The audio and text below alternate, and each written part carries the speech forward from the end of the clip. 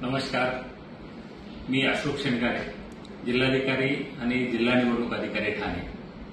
आपल्या सर्वांनाच कल्पना आहे की सध्या निवडणुकीची धामधूम चालू आहे आणि याच वेळी आपण आपला सक्रिय सहभाग नोंदवून मतदानाचा पवित्र अधिकार बजावून लोकशाही बळकट करण्यासाठी आपण आपले योगदान निश्चितपणाने देणार आहात।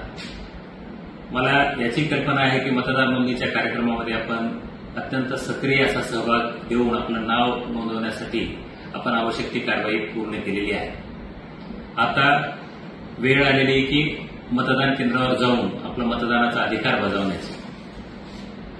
हे करत असताना आपलं नाव कोणत्या मतदारसंघामधल्या कोणत्या यादी भागात आहे हे शोधणं गरजेचं आहे।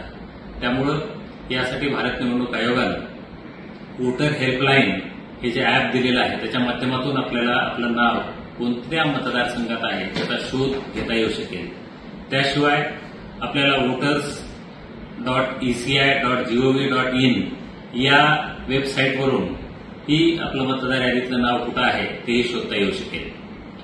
त्याशिवाय एक टोल फ्री नंबर आहे 1950।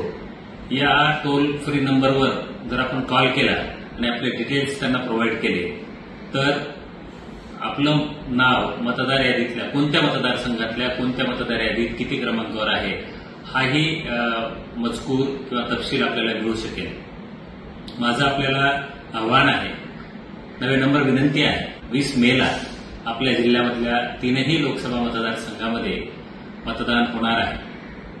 जरी ते 3ही दिवस सलग सुट्ट्या असल्या तरीही आपण लोकशाही बळकट करण्यासाठी आपण 20 मे रोजी मतदान केंद्रावर जाऊन आपला मतदानाचा पवित्र हक्क बजावावा